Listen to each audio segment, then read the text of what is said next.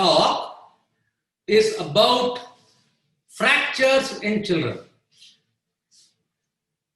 I'll start this talk by telling you that please remember, a child is not a miniature adult, and fracture management principles for children are very, very different from those in adults.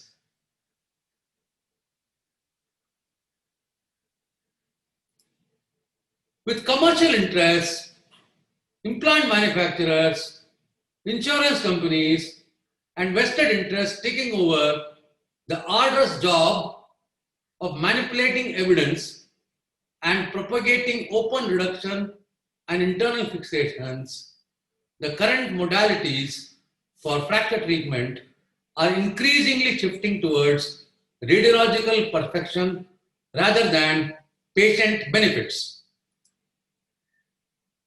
You see behind me, an X-ray of a 2.5-year-old child with a fractured shaft of femur was operated when unnecessary, absolutely unnecessarily, with an unsuitable implant and presented with pouring pus. This is what I would call a man-made disaster. Another patient, a poor 6-year-old, was subjected to the horrendous surgery of a broad adult DCP plating his femur. How absurd can things become? When I did my MS Orthopedics, the 1976 edition of Watson Jones was my Bible, and this picture from that book has always impressed me. Look at the X-ray. A birth fracture of the femur at 90-degree angulation has completely straightened up by the time the child has achieved the age of 6 and the length has equalized normally. And see here, what nonsense have they done in a 3-year-old by putting a puncture nail and then putting a cast which just extends up to the fracture, completely forgetting both science and biology. X-rays like these, with metal in the medulla and huge plasters outside, violate all principles of biology and science. It is an undisputed fact that fractures in children seldom need metal. All these are dangerous, needless, useless, and purely commercial procedures. This is what I would call a carnival of absurd, because a shaft of femur in a 9-year-old, you see, in 3 years, remodeled so well that it is impossible to say where the fracture had occurred. And compared to this, see the modern surgeons, with the aid of metallurgy, sometimes put an external fixator, sometimes put metal inside the medulla, and sometimes combine both as if one disaster was not enough. I personally stand by the following 4 rules about fractures in children, which I recommend to readers as well, notwithstanding what the textbook says or what commercial evidence points out. No child below 3 should receive surgical management for any fracture. The indications for surgical intervention in children below 10 are extremely limited. Pediatric fractures seldom need open reduction and very, very rarely need internal fixation. A fracture does not displace more than it has during the initial injury. Rather than relying on K-wires, one should rely on appropriately molded cast with adjacent joint in the correct position so as to make the reduction stable and undisplaceable. Except displaced lateral condyle fracture of the elbow, And in reimplantation surgeries, no fixation is ever required in a child below 10 years of age. Look at the picture above. Violating the medulla in a small child of 2.5 years, they have shoved in two thick 2.5 mm wires. Look at a 7-year-old child below who was remodeled in a year, where you can hardly see where he had originally fractured. This talk will just answer a few fundamental questions. Do fractures in children ever need surgical intervention? Is a general anesthetic safe in children? What happens if pediatric fractures are not treated? What is remodeling? How much do bones actually remodel? Are we operating more than necessary these days because of wrong teachings in the book and wrong commercial advice to us? Can we set a protocol or paradigm for treating these fractures? Watson-Jones in 1976 edition had only 3 indications in pediatric fractures: congenital pseudoarthrosis of tibia, osteogenesis imperfecta, and lateral condyle fractures. A recent edition of Rockwood and Green has 23 indications for pediatric surgeries. So what has brought about this change?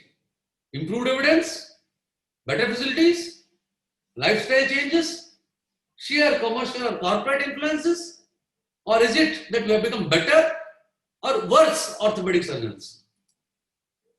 Fractures in children never go into non-union except when pathological.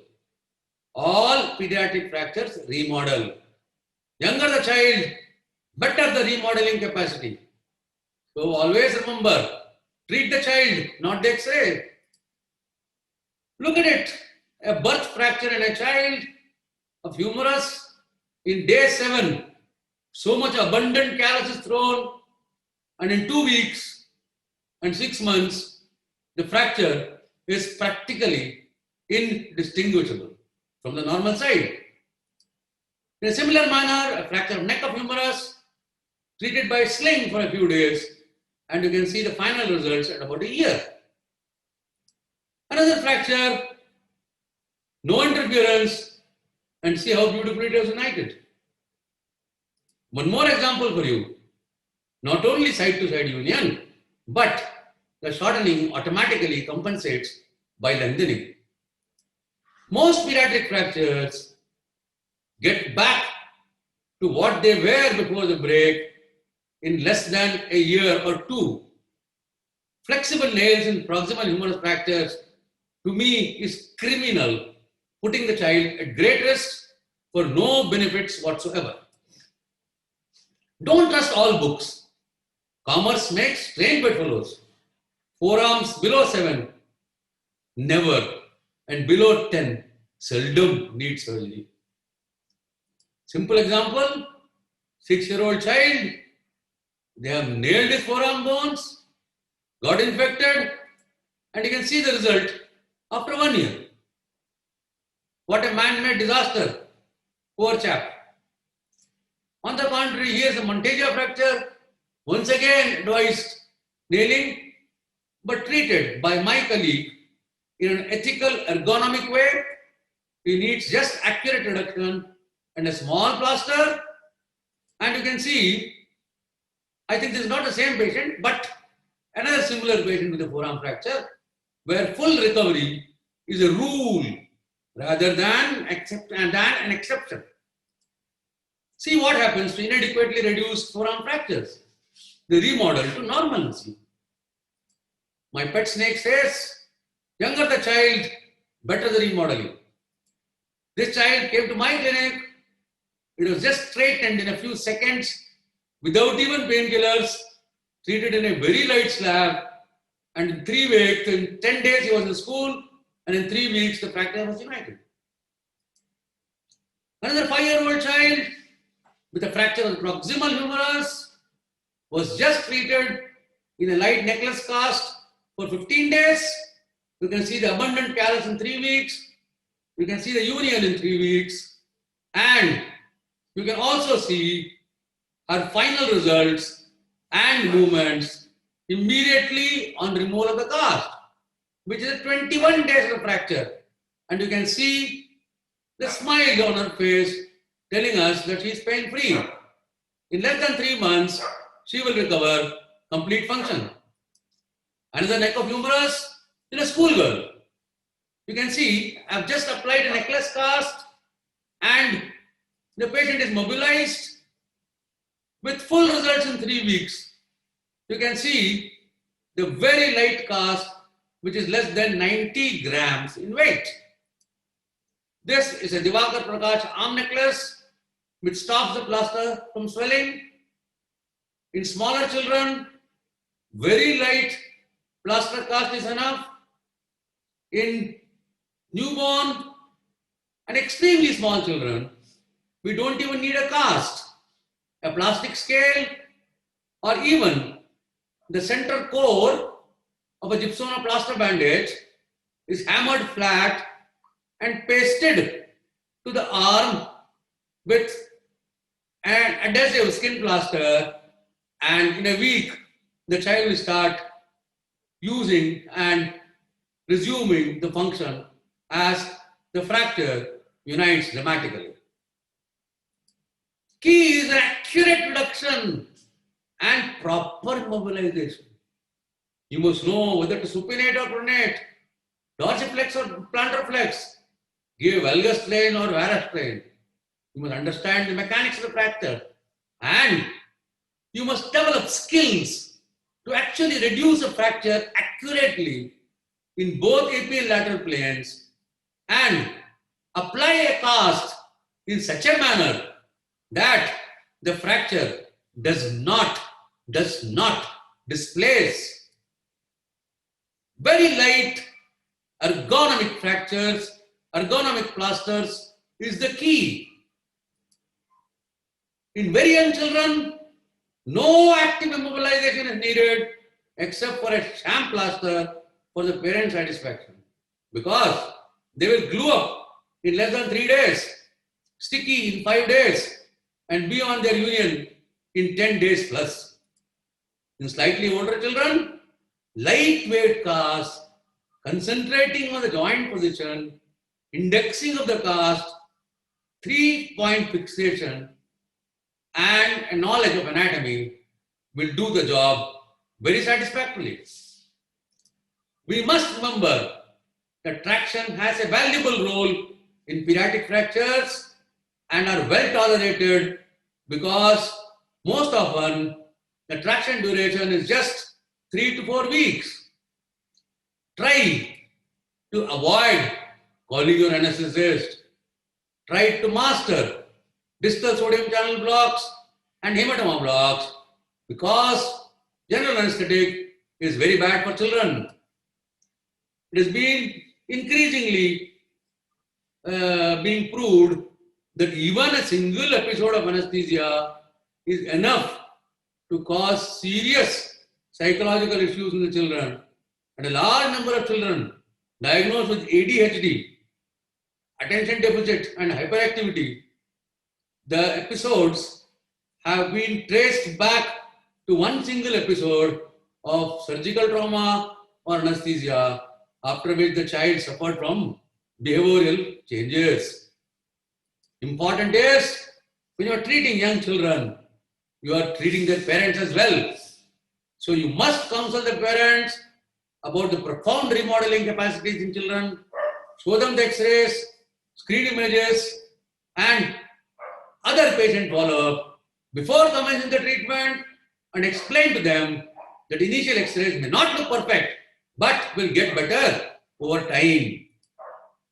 It is repeatedly stressed that treatment is not aimed at producing a perfect x-ray but at restoring as much normal function as possible. Though it is not possible to guarantee the successful outcome with any surgical methods, you can always be confident and guarantee Mother Nature's remodeling powers, which will never fail you. Mother Nature is far more powerful than puny orthopedic surgeons like you and me. Learn ethical management. Treat every child as it was your own son or daughter, and you will never go wrong. Be a gardener and not a carpenter. I hope this talk teaches you a little about the rational, ethical, moral, and correct philosophy of managing fractures in children. This short lecture was brought to you by the courtesy of Indian Academy of Orthopedic Surgeons teaching videos. Thank you.